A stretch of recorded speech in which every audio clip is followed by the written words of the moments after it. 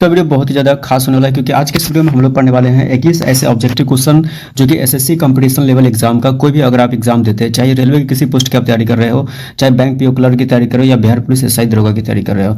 खास करके इस वीडियो के अंदर हम एसएससी यानी कंपटीशन एग्जाम लेवल के जो प्रश्न है वो हम लोग ऑब्जेक्टिव टाइप करने वाले हैं, जो कि बहुत ही ज़्यादा इंपॉर्टेंट प्रश्न है और पॉसिबल 100% पॉसिबिलिटी होती है जो आपके एग्जाम में पूछे जाने वाले होते हैं। दोस्तों ऐसे प्रश्न अक्सर आपके एग्जाम में आते ही है, तो आपका भाई आपका दोस्त हमेशा ऐसे वीडियोज और ऐसे क्वेश्चन जीके जीएस के लाते रहते हैं। तो अगर मेरे चैनल पहली बार आप विजिट कर रहे हैं तो चैनल को जरूर सब्सक्राइब करें और चैनल को सपोर्ट करें और ज़्यादा से ज़्यादा शेयर करें, क्योंकि हम अक्सर चाहते हैं कि हमारे जितने भी भाई हैं, मेरे दोस्त हैं, वो हमेशा एक अच्छे गवर्नमेंट जॉब्स में सिलेक्शन हो उनका और अच्छे से एसएससी चाहे रेलवे के किसी पोस्ट में उनका नाम हो और हम मेरे कमेंट बॉक्स में आकर के कमेंट करें और हमें ये जानकारी दे कि हमें जो वीडियो बनाने में जो मेहनत लगती है उसका हमें फीडबैक भी मिलना बहुत ही ज़रूरी होता है। दोस्तों अगर आप फीडबैक देते तो हमें ऐसा लगेगा कि आप हमें बहुत ज़्यादा मानते हैं और हम आपके लिए मेहनत करेंगे, उसके लिए हमें मरना पड़े जीना पड़े उसकी परवाह नहीं है और आपके लिए हमेशा हम वीडियो बनाते रहेंगे।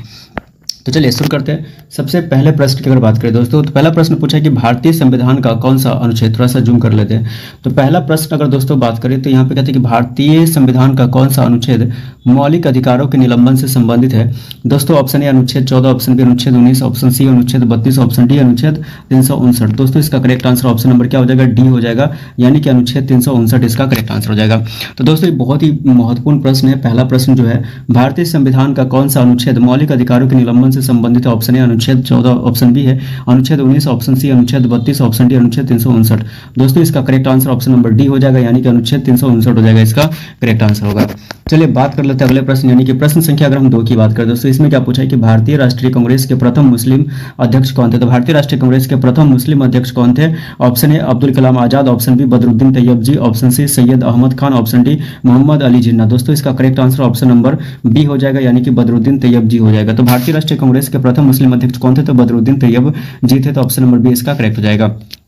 चलिए प्रश्न संख्या 2 को एक बार हम लोग फिर से पढ़ेंगे कि भारतीय राष्ट्रीय कांग्रेस के प्रथम मुस्लिम अध्यक्ष कौन थे। Option A Abdul Kalam Azad, option B Badruddin Tyabji, option C Syed Ahmad Khan, option D Mohammad Ali Jinnah.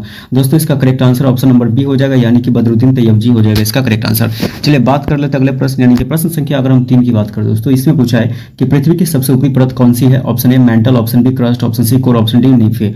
दोस्तों इसका correct answer option number B हो जाएगा, यानी कि क्रस्ट हो जाएगा, इसका correct answer option number B आपको याद रखना है। तो पृथ्वी की सबसे ऊपरी परत कौन सी होती है, तो क्रस्ट होती है, तो ऑप्शन नंबर बी आपको याद रखना क्रस्ट। ठीक है, तो प्रश्न संख्या 3 को एक बार हम लोग फिर से दोस्तों पढ़ेंगे कि पृथ्वी की सबसे ऊपरी परत कौन सी। Option A mantle, option B crust, option C core, option D nife. दोस्तों इसका correct answer option number B हो जाएगा, यानी कि क्रस्ट हो जाएगा, इसका करेक्ट आंसर। चलिए बात कर लेते हैं अगले प्रश्न, यानी कि प्रश्न संख्या अगर हम 4 की बात करें दोस्तों, इसमें क्या पूछा है कि भारत छोड़ो आंदोलन के समय भारत का वायसराय कौन था। तो भारत छोड़ो आंदोलन के समय भारत का वायसराय कौन था। Option A Lord Irwin, option B है लॉर्ड माउंटबेटन, ऑप्शन सी है Lord Linlithgow, option D है लॉर्ड कर्जन। दोस्तों इसका correct answer option number C हो जाएगा, यानी कि लॉर्ड लिन लिथगो हो जाएगा, लॉर्ड लिन लिथगो हो जाएगा, ऑप्शन नंबर सी इसका करेक्ट हो जाएगा।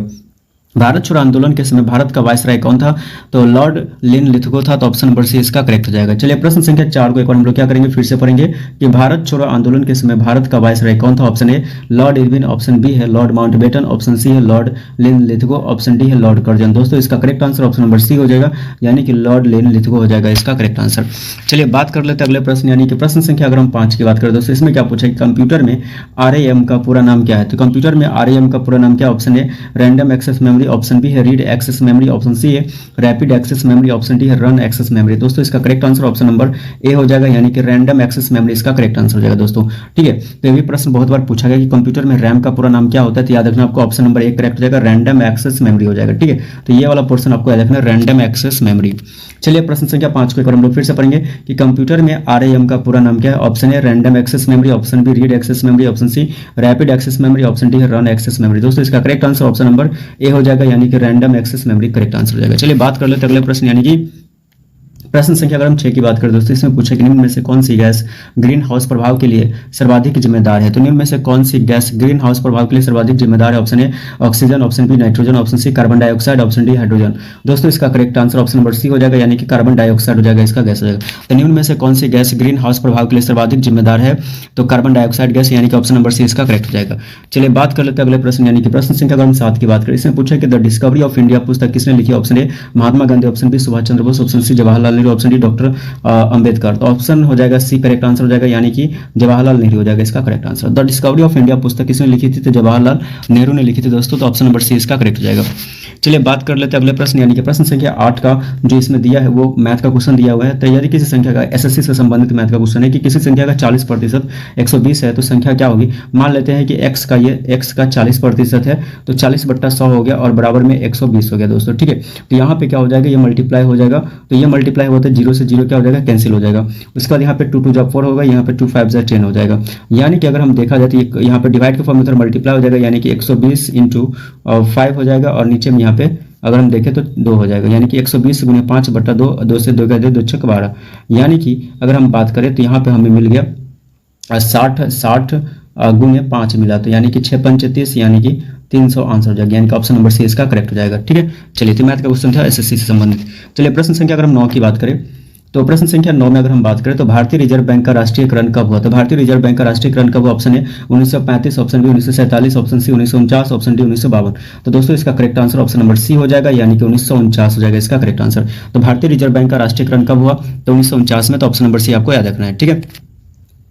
चलिए दोस्तों, प्रश्न संख्या 9 के बाद हम लोग फिर से पढ़ेंगे भारतीय रिजर्व बैंक का राष्ट्रीयकरण कब हुआ? तो ऑप्शन ए में 1935, option B 1947, option C 1949, option D 1952। दोस्तों इसका correct answer option number C हो जाएगा, यानी कि 1949 हो जाएगा इसका करेक्ट आंसर।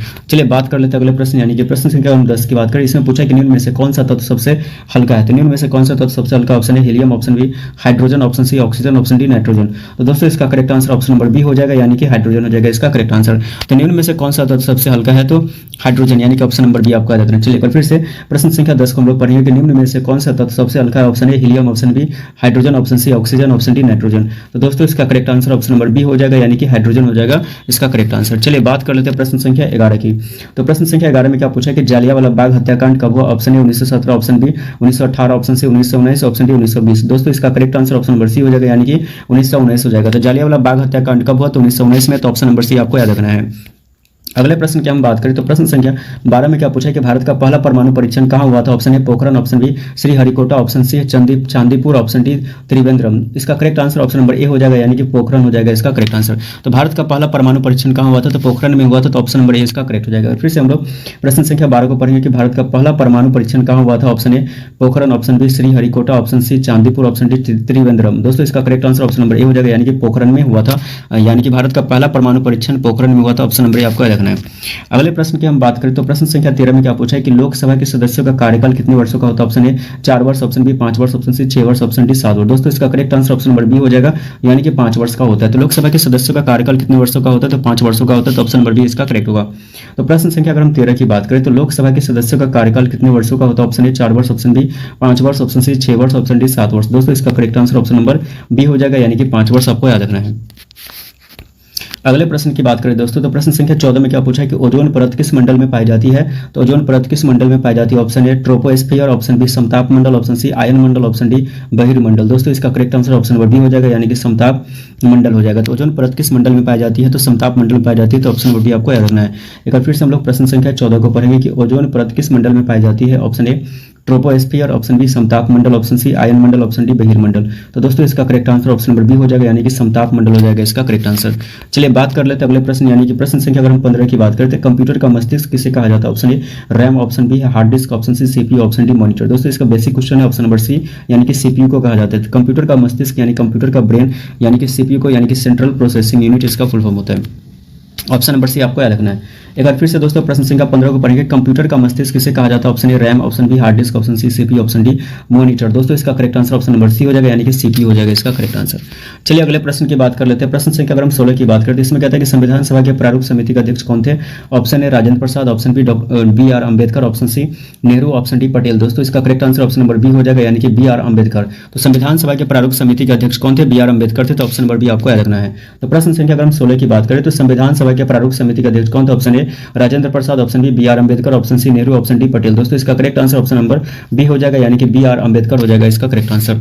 चलिए बात कर लेते हैं अगले प्रश्न, यानी कि प्रश्न संख्या अगर हम 17 की बात करें मैथ का क्वेश्चन फिर से है। यदि किसी वृत्त की त्रिज्या 14 सेंटीमीटर है तो उसका क्षेत्रफल क्या होगा? तो वृत्त के क्षेत्रफल निकालने के लिए फॉर्मूला होता है पाई आर स्क्वायर होता है, जिसमें से हमें त्रिज्या मालूम है 14 सेंटीमीटर, तो पाई का मान होता है 22/7 और त्रिज्या दिया हुआ है 14, तो यानी कि 14 का स्क्वायर हो जाएगा, त्रिज्या का स्क्वायर। तो यहाँ पे क्या हो जाएगा, हमें मिल जाएगा 22/7 और गुणे यहाँ पे 14 और गुने 14 हो जाएगा। तो यहाँ पे हम कैंसिल करेंगे 7 का 7, 7 दूना 14, 2 बार में कट गया। तो अब यहाँ पे मिलेगा 22 और गुने हमें मिल जाएगा 14 दूना 28। तो 28 दूना होता है 56 का 6 हासिल 5, 28 दूना 56 और 5 61, यानी कि इसका आंसर हो जाएगा 616 सेंटीमीटर स्क्वायर। ऑप्शन नंबर ए इसका करेक्ट हो जाएगा। ठीक है दोस्तों, 616। तो इस तरीके बीच बीच में हमने कुछ ऐसे भी क्वेश्चन रखे हैं मैथ के जो कि एसएससी में पूछे जाते हैं। तो चलिए प्रश्न संख्या 18 की बात करें दोस्तों। दांडी मार्च किस वर्ष शुरू हुआ था? Option A 1928, option B 1930, option C 1932, option D 1935। दोस्तों इसका correct answer option number B हो जाएगा, यानी कि 1930 हो जाएगा इसका करेक्ट आंसर। तो दांडी मार्च जो है वो किस वर्ष शुरू हुआ था दोस्तों? 1930 में शुरू हुआ था। ऑप्शन नंबर बी आपको याद रखना है। अगले प्रश्न की बात करें तो प्रश्न संख्या अगर हम 19 की बात करें, इसमें क्या पूछा है कि निम्न में से कौन सी धातु कमरे के तापमान पर द्रव अवस्था में रहती है? ऑप्शन ए तांबा, ऑप्शन बी पारा, ऑप्शन सी सोना, ऑप्शन डी चांदी। तो दोस्तों इसका correct answer option number B हो जाएगा, यानी कि पारा हो जाएगा। तो निम्न में से कौन सी धातु कमरे के तापमान पर द्रव अवस्था में रहती है? तो पारा होगा। ऑप्शन नंबर बी इसका करेक्ट हो जाएगा। चलिए बात कर लेते हैं अगले प्रश्न, यानी कि प्रश्न संख्या अगर हम 20 की बात करें दोस्तों, इसमें कहते हैं कि भारत का राष्ट्रीय गीत कौन सा है? ऑप्शन ए जनगण मन, ऑप्शन बी है वंदे मातरम, ऑप्शन सी सारे जहां से अच्छा, ऑप्शन डी ए मेरे वतन के लोगों। दोस्तों इसका correct answer option number B हो जाएगा, वंदे मातरम हो जाएगा। बेसिक क्वेश्चन था।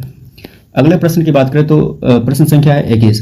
दोस्तों इस वीडियो का सबसे लास्ट प्रश्न है मेरे दोस्त मेरे भाई, अगर अभी तक अपने भाई यानी दोस्त को सपोर्ट नहीं किया, चैनल को सब्सक्राइब नहीं किया तो चैनल को जरूर सब्सक्राइब करें और वीडियो को ज़्यादा से ज़्यादा अपने दोस्तों के साथ शेयर करें जो भी कंपटीशन या रेलवे एसएससी एग्जाम की तैयारी करते हैं। तो चलिए इस वीडियो का सबसे लास्ट प्रश्न है 21 नंबर 21 नंबर। तो आर्टिफिशियल इंटेलिजेंस जो है शब्द का पहली बार प्रयोग किसने किया था? आर्टिफिशियल इंटेलिजेंस यानी कि AI का उपयोग सबसे पहले किसने किया था? Option A Alan Turing, option B John McCarthy, option C Bill Gates, option D Charles Babbage. दोस्तों इसका correct answer option number B हो जाएगा, यानी कि जॉन मैकार्थी हो जाएगा। तो आर्टिफिशियल इंटेलिजेंस शब्द का पहली बार प्रयोग किसने किया था? तो जॉन मैकार्थी ने किया था। तो ऑप्शन नंबर बी इसका करेक्ट हो जाएगा दोस्तों। तो चलिए मिलते हैं नेक्स्ट में, तब तक के लिए बाय बाय।